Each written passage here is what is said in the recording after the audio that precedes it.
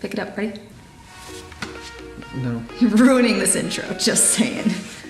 Today we're going to talk about 5 projects that we've learned sell really well for us. So we got a question the other day on Instagram. Go follow us on Instagram if you haven't already. But we got a question of somebody asking, what do you make that sells the best? Like, because there's a ton of different projects. What, as a beginning woodworker trying to make some money, what should I go towards to make money? And so we were just replied with the 5 things that we made the most of. We thought that would be a pretty good topic for a video. So we're just gonna roll through the 5 projects that are just kind of our go-to, explain what's good and bad about each project, what we've learned by building several of them, and hopefully that'll spark an idea for you. Maybe you can use these as your go-to, or it gives you the confidence to get off the ground with your business. 5 projects are so versatile and so ubiquitous that like you can incorporate. Ooh. I know, it's a big word. Ooh. I heard AVE use it, so. Wow. Yeah, ubiquitous Okay. means it's everywhere. Wow, you might have, okay. So these are 5 projects that you can make so different and so unique that if a customer just says, hey, can you show me something XYZ that you've built, you can point to one of these projects and say, well, I can do it just like this, but in a door or in a shelf or in a cabinet, something like that. And honestly, in your portfolio, people like to see pictures of things that they could see themselves buying. So if somebody wants a coffee table or they want some bar stools, but all your Instagram or whatever portfolio has in it is like super tiny, detailed keepsake boxes, they're gonna be like, I don't know if they're quite up my alley. Let's just get into it. We'll quit talking at you. That's our transition. That's the transition? That's our transition. Okay, so number 1 on our list of super common projects is a desk. We have made multiple videos on YouTube of us building desks. That is just what people want. Lots of people want and need desks, whether it's to fill space in a room or they genuinely just need a work area. We'll get a lot of requests to customize desks, whether that's cable management, wireless charging, certain types of legs that they want. But when it comes down to it, they're super simple to make and customize. So if you have a picture of one in your portfolio that somebody thinks is cool, they can look at it and say, hey, that's awesome. And then can we do 2 extra holes for cable management? And you're like, yeah, sure, no problem, super easy. So very versatile. There's a lot of directions you can go with this one. You can change the style of them, the look of them, the feel of them. And when it comes down to it, it's still just a really usable desk. And then a little bit more on the sales side of building desks and why we absolutely love building them. It's because it is great practice for you as a salesperson to upcharge, to add little extras, to add accessories and customize it for them. And really, as you customize and it takes more time and more materials and more skill, it's gonna naturally cost more. Whether it's labor, whether it's your hourly rate, it's the materials you buy, all in all, it will cost more. So, for example, somebody comes to you and they say, hey, I need a desk. That's great, that could be 8 million different desks. You can sit down and say, hey, what are you gonna use the desk for? Are you a computer gamer? Are you a college student? Do you want it for decoration? And from there, if they say, you know, yeah, I'm a computer gamer, I like gaming. You can say, well, from there, we can do multiple shelves for you. You can make different cubbies to hold the tower for your desktop computer. Cable management is a big one that people who do a lot of online gaming like to do. You can include wireless charging so they can charge all of their little, I don't know, pieces, accessories at the same time while they're playing. I just want to butt in here for just a second. You remember Sam? The guy that we built the liquor cabinet for, a good friend of ours. We just built him a desk, and we just did all of those things to his little desk. We have a batched furniture desk. Yeah. Just a pine top, chamfered edges, hairpin legs. Built him that exact same desk. We normally sell it for $200 whenever we batch out 5 or more. And we turned his, almost the same exact style, we turned his into like an $800 desk because we used an oak top. Yes. Used 2x6 oak for the top. Solid oak, big, thick, And then metal hairpin legs. Then I made a long tray that did all of his cable management. We had a power strip in there, and then I routed out a big hole in the bottom so he could put a wireless phone charger through the top of the wood. And with all those upcharges, we changed it from a $200 desk that we would make out of pine into an $800 desk, and it really only cost me an extra like 2 or 3 hours worth of labor to get those other things finished. Will this hold me? I hope so. Okay. it. I think we're good. Okay, number 2 piece of furniture that we do constantly is coffee tables. Everybody loves coffee tables. Most of what we see is somebody is trying to achieve a certain style, or they're trying to tie together a certain look in their living room. And a coffee table is a really easy way to do that. So that's what we see most of the time. Or somebody will come to us and say, hey, I need to match another piece that I have in my living room, so I need the coffee table to look like that. And honestly, that's where we get a lot of repeat customers.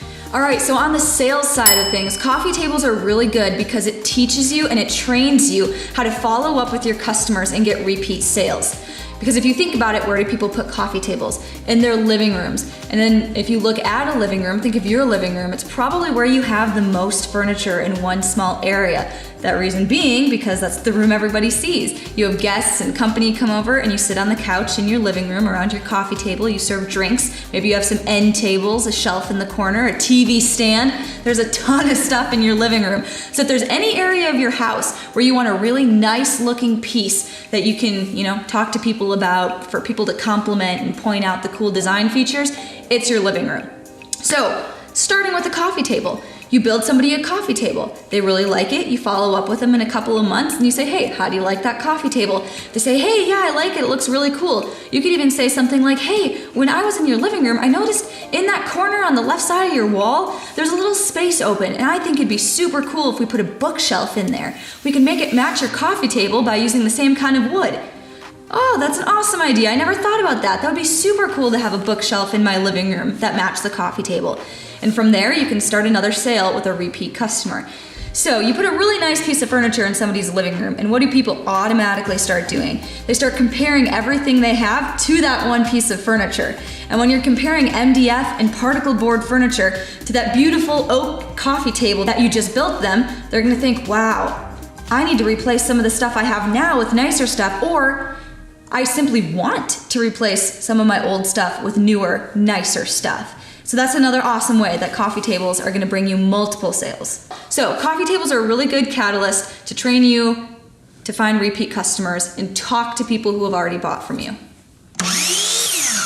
All right, next up on the list are cutting boards. You've seen us make a bunch of cutting boards on this channel, and that's just because they sell really well. It's one of those things that everybody uses. There's something that you can batch out and make a lot of in a short amount of time. They don't take up a whole lot of space, so you can kind of have them in the corner of your garage or in your basement or something and just have them ready to go. And the next time that you need to make a sale or get a few extra dollars of cash, you can just start texting a ton of people that you haven't talked to in a while and just said, hey, running this business now, was just batching out a ton of cutting boards, wondered if you wanted one.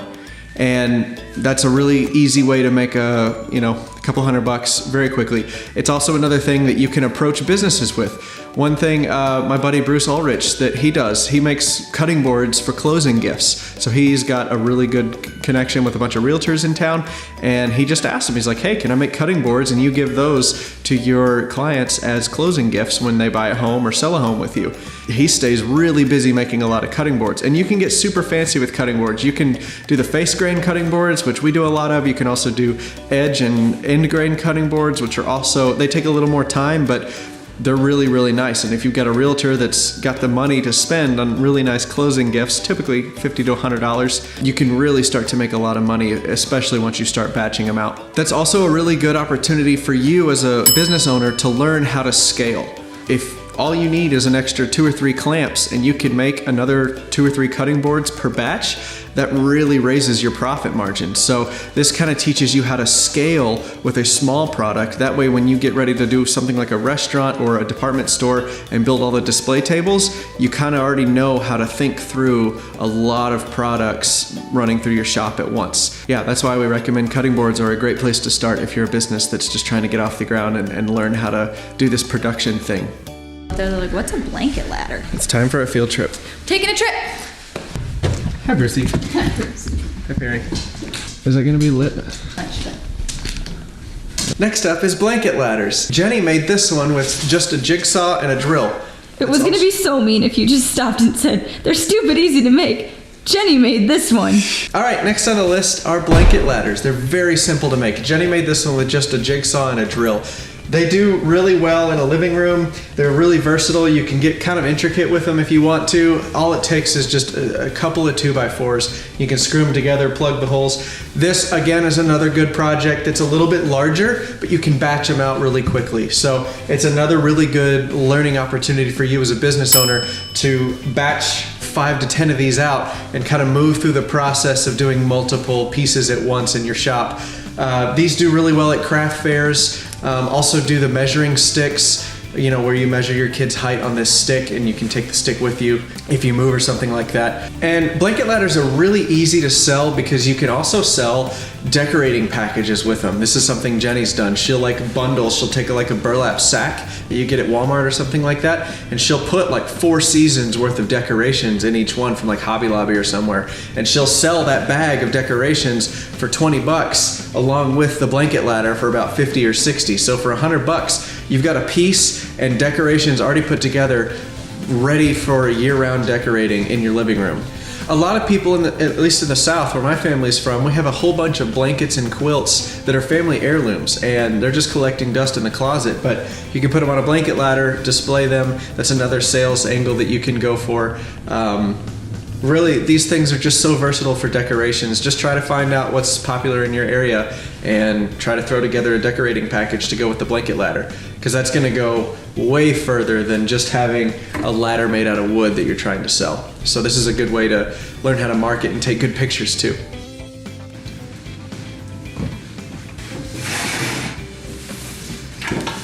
Oh my gosh.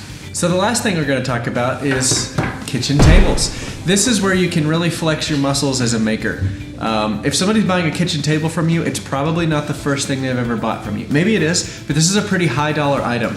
Once you're starting to talk about like custom kitchen tables, you're looking in the $2,000-$3,000 range, just kind of depending on the size of the table. This is where you can learn how to make bigger items. You really have to think about your clamping strategy, your sanding and finishing strategies. It's just everything's different with a larger product. Everything changes when the project gets really big. It's one thing to do a bunch of cutting boards and a few other tables, but when you get 1 or 2 kitchen tables in the workshop, you start to run out of space really quickly. So it's a good exercise in learning how to, just manage your space, I guess. This is where you can really find out how well your shop is laid out, because if you can't make a large item like a kitchen table in your shop, you may need to consider getting rid of some things or moving some stuff around, especially if you want to do any sort of like production. You like my Crocs? Ew, I hate. These are my nice Crocs. But yeah, kitchen tables. If you're at the point where you're selling kitchen tables to your clients, I'm pretty sure you've made it, because that's something that their family touches, eats on. Like, people will trust you if it's like a small cutting board or something, but if they're gonna spend $2,000 or $3,000 with you to build a kitchen table, I feel like you've arrived. That person is definitely on your Ferris wheel.